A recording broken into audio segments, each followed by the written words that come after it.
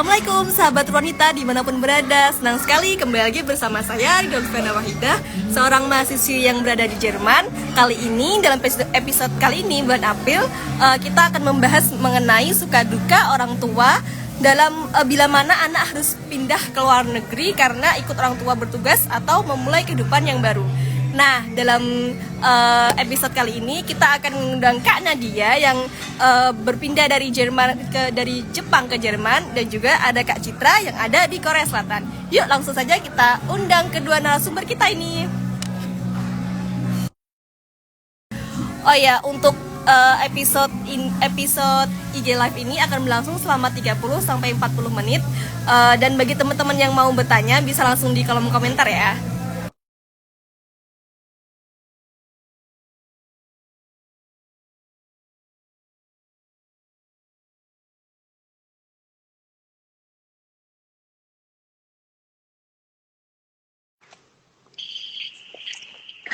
Halo Kak Halo, Citra.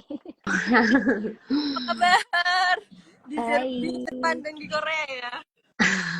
iya, Oke, untuk mempersingkat waktu, langsung saja kita mulai diskusi kita kali ini ya.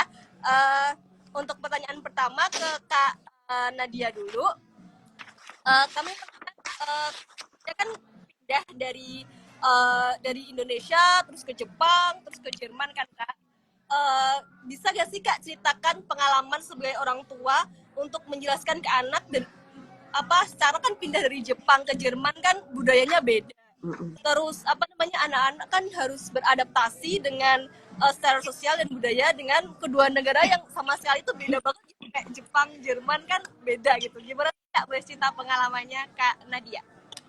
Iya, boleh sebelumnya terima kasih ya Kak udah diajak untuk sharing-sharing ilmu yang insya Allah sebenarnya sharing kali ya kita sama-sama, mungkin ntar sama Kak Citra juga dilengkapin kali ya, karena kan mungkin seberbeda itulah gitu perbedaan orang-orang ketika menjalani perpindahan dari berbagai negara. Nah kebetulan saya sendiri alhamdulillahnya ya mengalami 2 kali perpindahan, di mana yang tadi Kakak udah ceritakan sebelumnya, itu 2 negara yang berbeda. Bahkan kalau bisa dibilang antara tulisannya pun gitu, yang satu keriting terus tiba-tiba pindah ke keriting yang satu lagi gitu ya.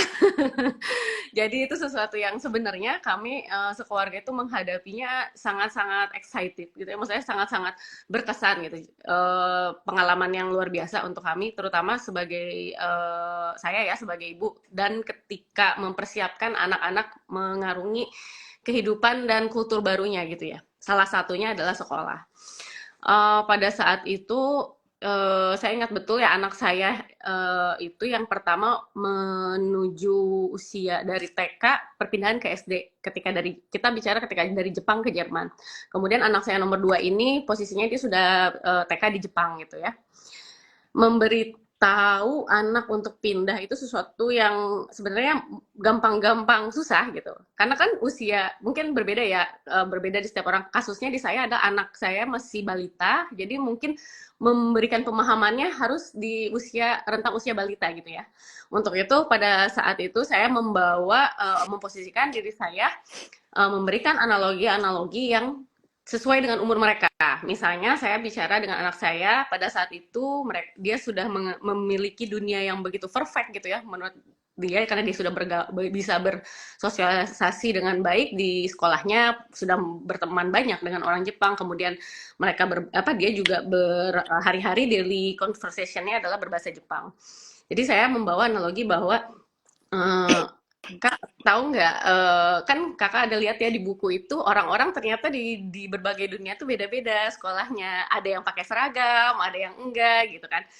Nah, kebetulan TK di Jepang itu kan pakai seragam ya. Kalau di Jerman itu nggak pakai seragam. Jadi saya membawa, Kak cobain yuk sekolah yang bebas bajunya. Jadi Kakak bisa milih-milih bajunya gitu. Jadi memberikan pengalaman yang kita sebagai orang tua itu excited, sehingga vibes-nya, atmosfer yang tercipta ketika terjadi conversation dengan anak itu pun juga jadi positif gitu.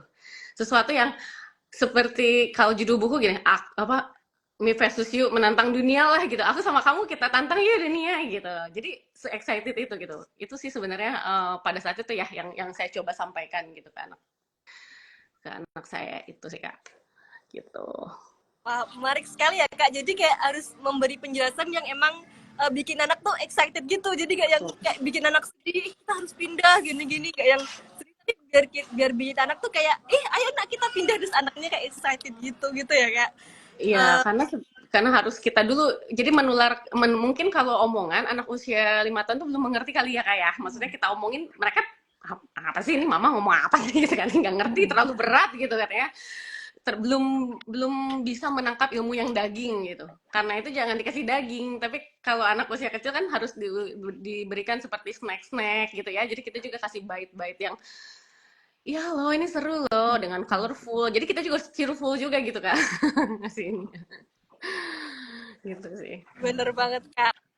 Lalu menurut Kak Nadia sendiri sebagai ibu, apa sih kunci dari penyesuaian budaya dan sosial yang bisa diberikan ke anak agar bisa menerima dan beradaptasi situasi yang berbeda tersebut Kak? Gimana Kak? Kuncinya ya, jadi sebetulnya pastikan proses perpindahan itu keputusannya pasti ada di parents-nya dulu ya. Ketika kita sudah mengambil keputusan, pasti di situ ada pembagian tugas ya dengan pasangan gitu. Salah satunya poinnya adalah gimana kita berbagi tugas mengemong gitu ya, mengemong anak-anak kita supaya kita ini juga sama-sama manusia. Pastikan orang tua perpindahan gitu. Saya merasakan bahwa aduh gimana nih belum pernah ke sono misalnya belum pernah ke sana tapi saya juga deg-degan. Nah, cuman kadang-kadang anak-anak itu justru lebih peka bukan dengan sesuatu, maksudnya ketika ada aura positif dan aura negatif, anak itu lebih peka dibanding kita. Jadi saya berusaha sebisa mungkin emosi dulu gitu, lingkungan emosional, lingkungan atmosfer yang harus pertama kali diciptakan. Jadi sebisa mungkin orang tua gitu saya ketika berhadapan dengan anak yang memberikan influence yang positif gitu. Kalaupun ada perasaan dalam tanda kutip ada kekhawatiran gitu, saya mencoba menerjemahkannya sebagai ajakan. Misalnya, Kak, iya sih di sana kan katanya bahasanya susah loh.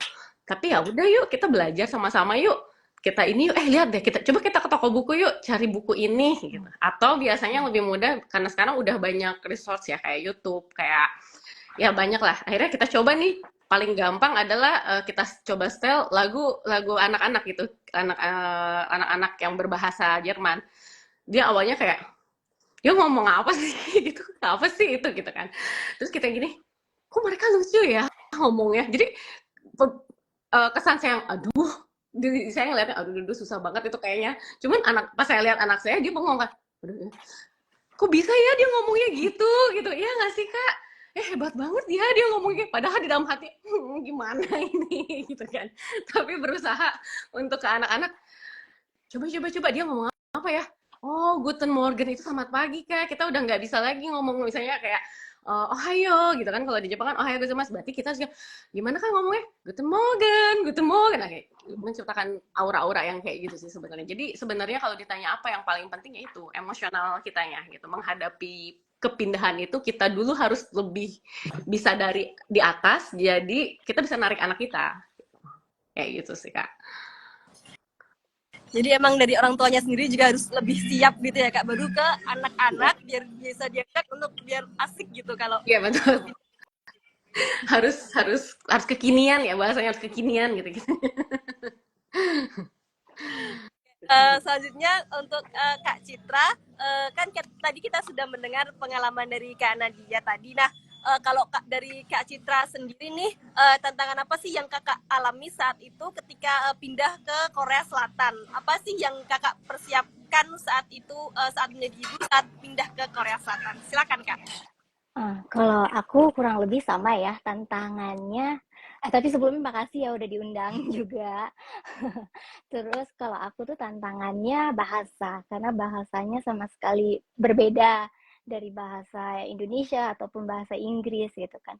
Dan aku sama anak-anak awalnya tuh ke Korea tuh nggak ada rencana untuk pindah atau menetap. tapi cuma buat liburan aja. Karena kan kebetulan papahnya emang udah di sini gitu kan. Nah, jadi begitu udah sampai di Korea ternyata kan lagi zaman pandemi tuh, lockdownnya lagi bener-bener ketat banget gitu kan. Jadi kita nggak bisa pulang. Ya udah akhirnya karena memang tidak ada persiapan sama sekali, bingung harus bagaimana. Jadi aku harus cari tahu, datengin ke multicultural centers, terus tanya ke sekolah, benar-benar nggak ada persiapan sama sekali gitu. Jadi ya tantangannya di bahasa. Gitu. Emang berarti emang maksudnya dari semua itu yang paling utama tuh emang bahasanya ya, emang sulit ya Kak, apalagi kayak beda banget dari Indo ke Jepang ke Jerman, terus ke Korea Selatan juga, itu bener-bener tantangan banget sih, emang bener banget. Benar. Nah, ya, masuk ke segmen 2 tadi kan, sahabat Tulanita sudah dengar nih bagaimana Kak Nadia sama Kak Citra tuh dalam menghadapi tantangan sebagai ibu untuk pindah dari suatu negara ke negara lain. Nah, lalu gimana sih sebaiknya peran orang tua untuk mengatasi tantangan tersebut? Nah, pertanyaannya untuk Kak Citra, menurut Kak Citra sendiri apa sih bekal yang harus disiapkan, terutama dari Kak Citra sendiri, ketika anak pindah ke Korea Selatan, seperti tadi kayak bahasa, budayanya itu kan beda. Nah, terus misalnya kalau anak-anak tiba-tiba kangen pengen pulang ke Indo, gimana nih? Silakan Kak. Oke, karena yang tadi itu nggak ada persiapan, jadi ya karena aku cari tahu, terus aku datengin ke multicultural center di situ ternyata banyak program, mulai dari bahasa, belajar bahasa Korea, terus kulturnya Korea. Jadi aku dan anak-anak ikutan di sana gitu, belajar di sana, ya menikmati akhirnya gitu. Nah kalau misalkan anak-anak pulang kangen ke Indonesia, alhamdulillah tiap tahun masih bisa pulang ke Indonesia gitu. Cuma yang aku sayangkan nih, karena aku kan ada 2 anak nih. Yang pertama tuh dia waktu kita kesini itu masih kelas 3 SMP. Nah karena perbedaan bahasa tadi itu, anakku yang SMP ini nggak bisa sekolah di sini. Nah, jadi dia harus terpaksa harus menetap atau meneruskan sekolahnya yang di Jakarta. Jadi aku tuh sekarang cuma sama anakku yang paling kecil gitu. Terus jadi ya tiap tahun alhamdulillah kita masih bisa pulang ke Indonesia. Jadi kalau kangen aku dan anakku yang kecil ke Indonesia atau kakaknya yang ke Korea gitu. Itu Berarti aja. bisa sama anaknya yang pertama itu ya Kak? Iya, bisa. Sekarang anakku udah kelas 2 SMA. Karena sebelumnya kalau misalkan dia harus sekolah di sini, dia tuh harus tinggal kelas dulu karena harus belajar bahasanya dulu. Sedangkan anakku tidak mau. Dia nggak bersedia. Oh, no, aku nggak mau. I don't like it. Lebih baik aku terusin sekolahku di Jakarta, dia bilang gitu. Oke, ya sudah nggak apa-apa. Tapi ya aku jelaskan juga, oke, tapi mama sama apa dan sama ade di sini. Gimana kamu? Anakku, I don't mind katanya, nggak apa-apa. Nanti aku sama nenek, sama kakek, sama kakakku yang paling tua, sama mama Uyan di rumah, gini-gini segala macem. Ya udah, jadi aku ya menitipkan anakku dengan mamaku dan papaku dan kakakku gitu. Apalagi kalau bahasa Korea kan nggak cuma bahasanya, tapi juga tulisannya kan juga beda ya. Kalau betul. kan lebih malah sulit gitu kan ya, apalagi kan udah masuk pelajaran yang emang penting gitu loh Kak. Jadi mungkin itu ya. Iya, aku udah 2 tahun ini kan ikut kelas bahasa Korea dan itu bener-bener sulit. Tapi alhamdulillah gitu ya. Iya.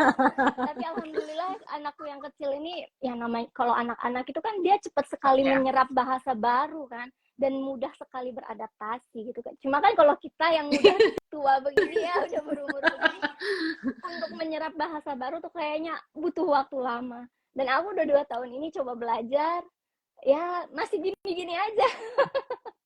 Mudah-mudahan tahun depan udah bisa lancar. Amin. Nah, saya juga kan masih belajar bahasa Jerman, terus mau coba bahasa Korea tuh kayak emang kayak susah gitu kan ya gitu kan kayak ya udah tapi semoga berhasil ya kak. Terima kasih. Semangat. Semangat, semangat juga. Pertanyaan selanjutnya untuk Kak Nadia, kalau Kak Nadia sendiri bagaimana?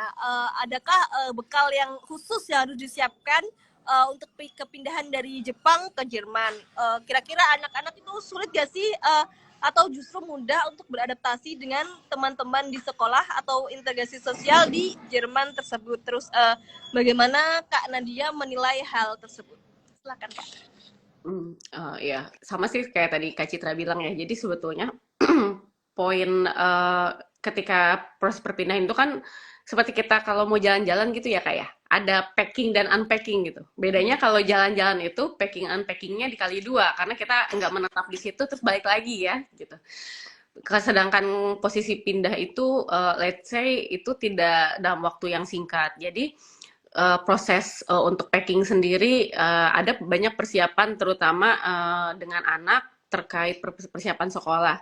Nah, saya kebetulan mengambil role gitu ya bersama suami bahwa karena suami juga kan kebetulan perpindahan pekerjaan ya. Jadi istilahnya ketika dari Indonesia ke Jepang itu adalah pengalaman pertama beliau menapaki karir di internasionalnya. Sehingga jadi beliau juga ada challenge sendiri gitu untuk diri dia gitu. Jadi saya mengambil role bahwa saya udah kamu udah cukup harus konsen ke situ. Jadi biar ya I'll handle everything lah. Maksudnya saya coba untuk anak-anak dan betul seperti tadi Kak Citra bilang kita harus melihat point of view dari anak-anak dan tidak terlepas dari usianya gitu ya. Karena usia anak-anak saya ketika saya pindah ke Jepang, saya baru anak pertama, usianya beranjak ke 3 tahun. Jadi pada saat itu di Indonesia sebetulnya 3 tahun itu dia sudah masuk sekolah yang berbahasa Inggris gitu. Kemudian dalam 8 bulan dia pindah ke Jepang yang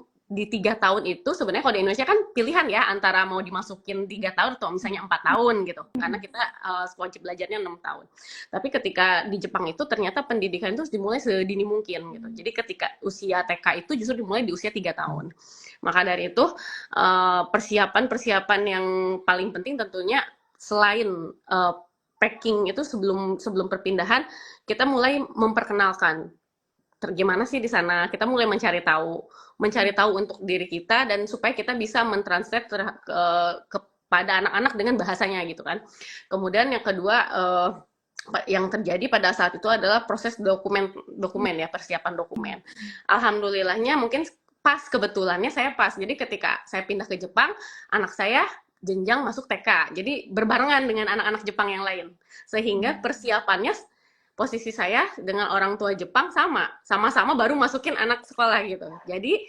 diberikan bisa dibilang kemudahan karena saya melihat berarti posisi kita sama nih semua sama-sama baru punya anak lagi excited ya masukin anak sekolah gitu ya. Beda kalau orang di tengah ya proses transisi gitu. Kemudian dari Jepang saya pindah ke Jerman di saat usia anak saya menginjak sekolah SD. Cuman karena ada perbedaan tahun ajaran ketika di Jepang itu tahun ajarannya dimulai dari April ya jadi kayak kalau di Jerman dimulainya di September jadi kalau angkatan teman-temannya sudah masuk SD di bulan April anak saya masih istilahnya tinggal gitu ya jadi ketika pindah ke Jerman dia udah TK di Jepang selesai dia harus pindah lagi masuk TK Jerman gitu selama 7 bulan kemudian tapi ketika masuk ke jenjang persekolah SD sama-sama lagi nih, semua anak sama excited baru kan. Saya juga baru nih masukin anak sekolah. Jadi alhamdulillahnya saya menggunakan celah tersebut gitu untuk juga memposisikan diri saya berbaur dengan orang tua lain yang mana bukan memposisikan diri saya baru pindah, tapi saya memposisikannya kayak kita baru sama-sama belajar gitu. Jadi kayak oh ini tuh gini ya. Nah baru setelah saya mencoba sudah ada kedekatan baru saya berkata sebenarnya saya baru di Berlin itu baru berapa bulan gitu. Oh ya terus ditanya dari mana dari Jepang itu gimana ya bahasanya katanya ya dan memang ketika saat itu ya saya menyadari proses mempersiapkan anak saya itu jujur ketika di Jepang dia udah excited pindah ke Jerman itu adalah satu patah hati pertama anak saya usia-usia dia lagi excited terus kita pindahin gitu. Ada denial gitu, ada perasaan yang misalnya saya juga merusak saat itu lumayan agak ter ini ya, maksudnya baru menyadari bahwa ternyata bisa sepatah hati itu anak saya gitu. Jadi pertama kali pindah itu beradaptasi, proses settling di Jerman, mungkin kan kakak juga di Jerman tahu lah ya gimana susahnya mencari rumah dan lain-lain. Jadi di situ benar-benar konsentrasi saya terpecah. Beda ketika pindah dari Indonesia ke Jepang, yang mana sebenarnya kultur orang Jepang itu membantu. Even mereka nggak bisa bahasa Inggris, menggunakan bahasa isyarat yang istilahnya helpful ya ke kita. Beda dengan kulturnya orang Jerman. Kultur orang Jerman kayak, ya tahu lah ya kak, ya lo yang pindah, lo dong yang berusaha ngomong sama gue gitu kan. Jadi kayak lumayan menguras tenaga gitu. Terus anak juga mengalami proses pendewasaan di situ, menginjak usia SD dia lebih banyak. Akhirnya ada fase di mana kita sama-sama kayak patah hati gitu. Saya menghadapi culture shock, anak saya menghadapi yang istilahnya tuh dalam 1 minggu pertama, hari pertama mulus masuk sekolah, hari kedua mulus excited, hari ketiga mulai nih dalam 1 minggu dia pulang, aku mau pindah, kenapa kita pindah ke sini, aku mau di Jepang lagi, itu nangis terus karena dia bilang I don't understand what they talk about gitu. Jadi dia sama-sama nggak ngerti bahasa, dia ngomong apa teman gue nggak bisa gitu, kayak dia itu main sedih lah gitu, main sedih sampai istilahnya ada fase di mana saya bilang sama suami, karena suami saya kan kulturnya dia ke Jepang, kantornya global, yang Inggris, pindah ke Jerman Inggris juga lah. Ya, kita nih yang daily life-nya, yang ganbaterunya gitu kan. Akhirnya ketika begitu saya tahu sebegitu sulitnya gitu untungnya kalau Berlin ya, kakak kan di Passau ya, kalau di Berlin itu sebenarnya orang bicara bahasa Inggris it's okay karena banyak gitu, karena ya banyak bilang Berlin itu.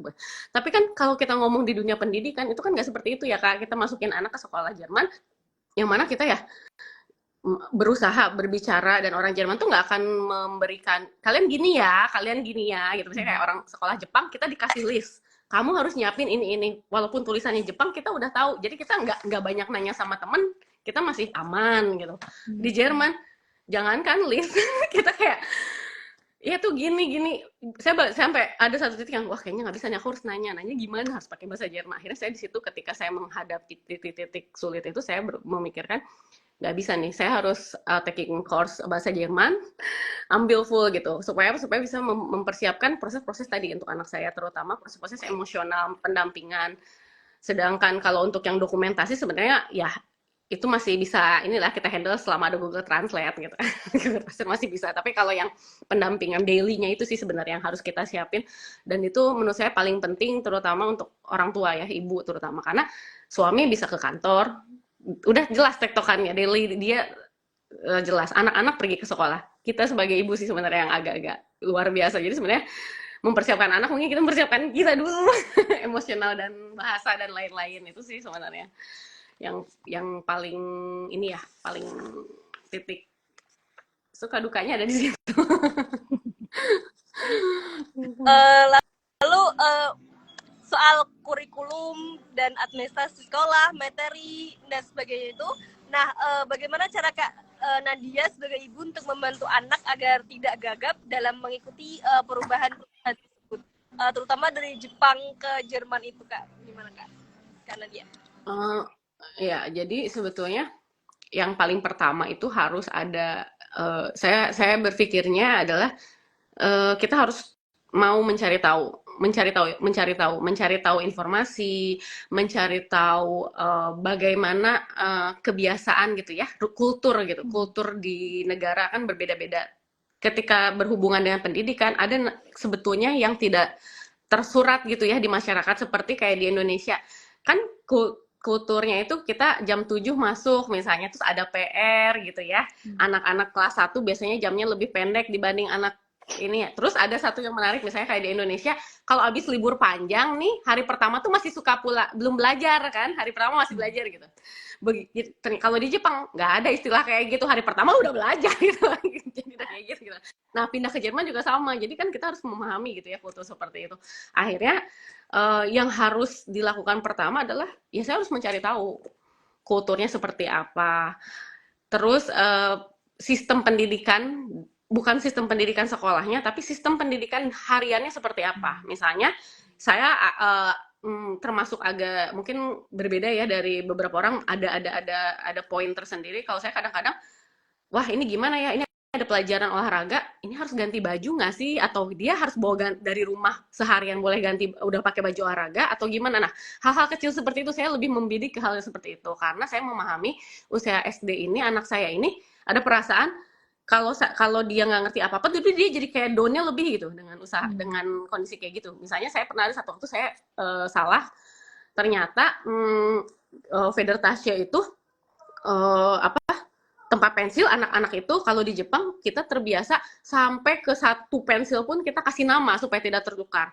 Nah kalau di Jerman tuh nggak seruwet itu kali ya. Akhirnya satu hari dia pulang, aku diledekin karena ternyata katanya Sharla itu apa-apa ada namanya katanya, apa-apa ada labelnya. Gitu.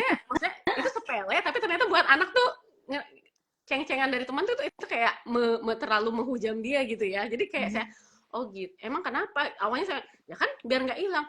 Iya, tapi aku jadi diledekin terus-terusan. Kalau misalnya ada yang tanya, ini punya siapa? Lihat aja labelnya, Bu.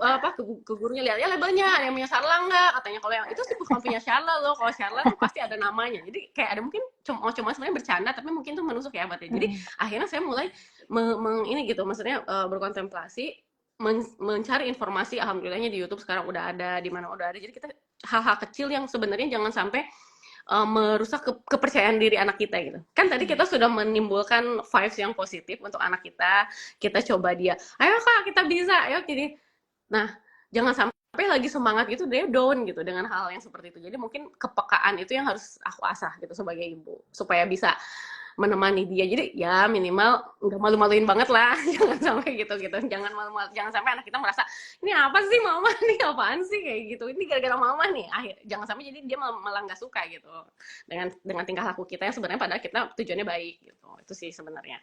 Nah, kalau kurikulum itu yang harus dipelajari. Pertama, kurikulum setiap negara itu berbeda dan terjadi perubahan di mana kalau di Jepang itu yang kurikulum ketika anak-anak itu yang nomor satu ada diajarin disiplin.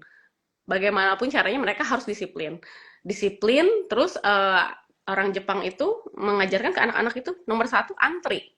Budaya antri itu nomor satu. Bahwa tata krama, etik itu nomor satu itu. Di Jerman, tahu lah ya kakak di Jerman itu gimana. Kamu mau naik bus, orang Jepang ngantri ke belakang. Kalau orang Jerman, wah, geser-geser gitu lah kayak gitu. Nah makanya sebenarnya kurikulum tadi ketika saya coba memahami kalau orang Jerman itu justru lebih dimana kalau di Indonesia gayanya adalah guru mengajar di depan ya pada zaman saya guru ngajar di depan kita duduk kalau di Jepang mereka lebih ke nggak apa-apa kamu tuh SD tuh nggak usah maksa anak kamu belajar kita tuh main gitu belajar supaya senang dulu ke sekolah. Nah, yang penting kamu harus tahu anak kecil tuh nggak boleh nyerobot temennya gitu harus menghargai orang lain. Ketika di Jerman anak saya dengan etiknya orang Jepang yang nggak dapet mbak mau duduk dia nunggu mempersilahkan orang duluan dan nggak dapet apa-apa gitu kan akhirnya ternyata saya baru tahu ternyata kalau di Jerman itu anak-anak kurikulumnya gitu ya mengajarkan bahwa anak bebas berbicara anak bebas mempunyai pendapat kamu bebas loh kalau kamu nggak suka jadi anak-anak diberikan keberanian untuk even dia nggak suka kamu harus bilang nggak apa-apa gitu walaupun terkadang itu menyakitkan untuk orang yang penting kita jadi orang itu apa adanya kayak gitu jadi kan ada perubahan-perubahan tertentu ya yang harus saya tanamkan ke anak saya. Nah alhamdulillah dari mencari info itu saya melihat oh seperti itu kurikulum yang berbeda kultur yang berbeda dan quietly upside down dengan sebelumnya ya kita harus siap gitu kayak gitu sih kalau mengenai sekolah ya kesehariannya. Tapi kalau dari pendidikan sebetulnya plus minus ya Indonesia, Jepang, Jerman itu memiliki sistem pendidikan yang pastinya pada akhirnya itu untuk menopang keberhasilan negaranya gitu ya. Misalnya orang Jepang lebih mengutamakan etik karena mungkin menurut dia ya itu yang membangun sosial kulturnya seperti itu gitu. Orang Jerman berusaha bisa berani mengutarakan pendapat karena memang se-freedom itu gitu di Jerman. Jadi dari anak-anak pun ternyata saya memahami oh seperti itu ya jadi udah nggak bisa tuh kalau saya nggak jadi bunglon gitu jadi kita harus beradaptasi gitu sama saya juga menanamkan ke anak saya Shala kamu itu kalaupun mau dimanapun itu berbeda sikapnya tapi kita harus bisa fleksibel kita harus bisa positif menghadapinya dan kita fleksibel. Itu sih nomor satunya yang saya tekankan ke anak-anak. Wah, menarik sekali ya info dari Kak Citra dan Kak Nadia mengenai perpindahan dari Indonesia, Jepang, Jerman, dan Korea Selatan. Seru banget. Nah, kita masuk segmen 3 nih, yaitu mengenai pesan dan kesan dari Kak Nadia dan Kak Citra untuk sahabat wanita yang mungkin mengalami situasi yang sama untuk menghadapi tantangan perpindahan anak dari suatu negara ke negara lain. Untuk pertama untuk Kak Nadia sendiri, setelah mengalami 2 kali perpindahan di Jepang dan di Jerman, apa sih pesan kakak untuk sahabat wanita agar bisa membekali anak-anaknya dengan baik saat pindah sekolah di luar negeri atau mampu beradaptasi dengan lingkungan sekitarnya? Silakan Kak Nadia. Ya, jadi kalau dari saya pribadi kesannya sebetulnya adalah pertama cobalah untuk excited. Seorang ibu mungkin cobalah untuk menjadi orang yang adalah pusat gairah gitu ya, pusat gairah positif di keluarganya. Jadi menghadapi perpindahan sebelum mengajak orang, kitanya harus excited gitu. Jadi orang yang diajak juga kayaknya seru deh, sama dia tuh seru loh kalau diajak gitu. Jadi kita harus jadi point center dari gairah itu gitu kan. Nah terus yang kedua itu adalah sebetulnya ingatkan selalu ke diri kita gitu, nggak usah khawatir gitu. Karena ya pertama yang harus dibangun adalah mendukung atmosfer dan emosional keluarga harus dibentuk sepositif mungkin. Dan itu kita nggak sendiri gitu. Tadi kata Kak Citra bilang Kak Citra di sana datang ke multikultural center gitu ya, gitu kan.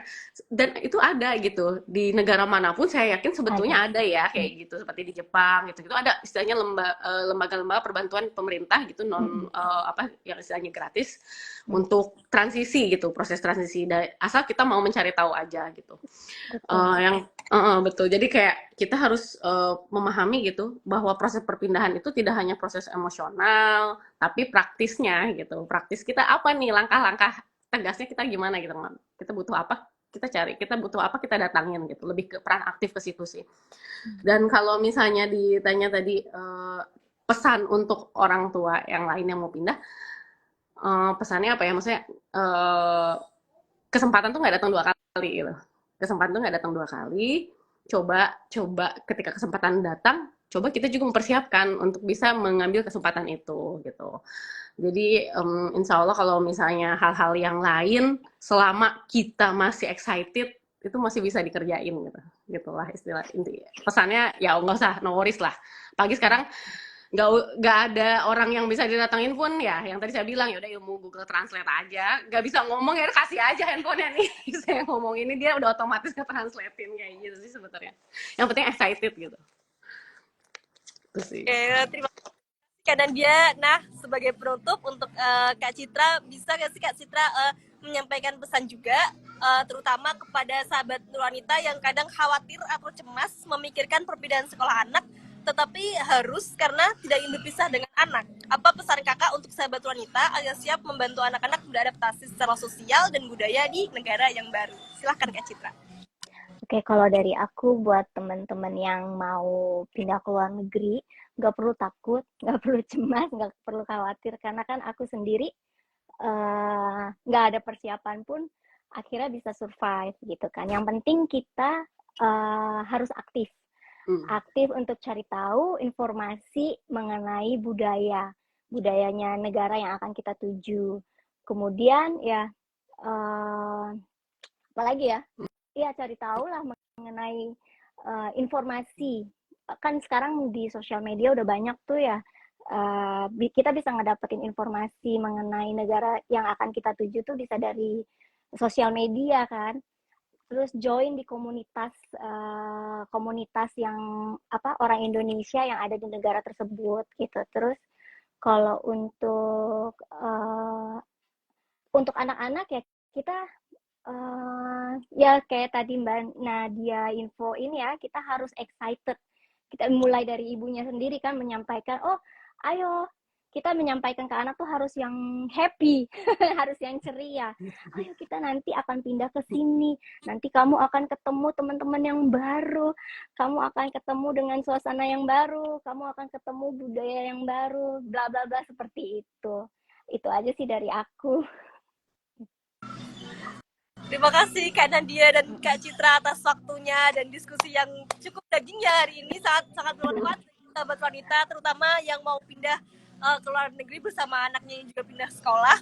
Nah, sebagai penutup, benang merah untuk diskusi kali ini, perpindahan sekolah anak dari satu negara ke negara lain, mungkin orang tua terutama ibu tuh nggak usah khawatir dulu, nggak usah yang harus panik-panik dulu ya Kak, karena emang harus cari-cari tahu dulu bagaimana perubahan lingkungannya, terutama mempersiapkan lingkungan emosional supaya anak juga bisa ikut excited dengan perubahan lingkungan yang baru, sehingga nggak yang malah nakutin anak, tapi justru malah anaknya juga ikut excited untuk pindah ke sekolah baru.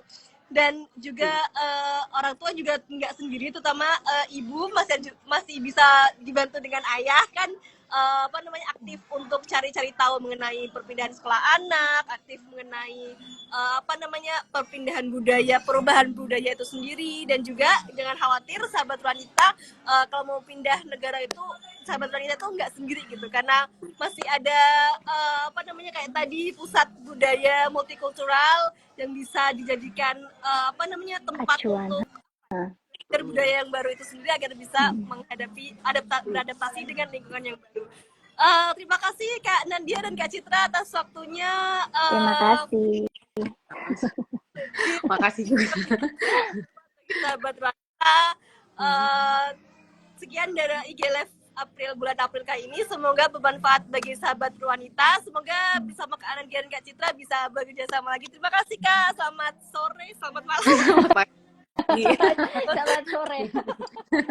Menjelang malam. Iya, terima Bye-bye. kasih. Sampai ketemu lagi Kak Citra. Sampai ketemu lagi Mbak Nadia. Bye.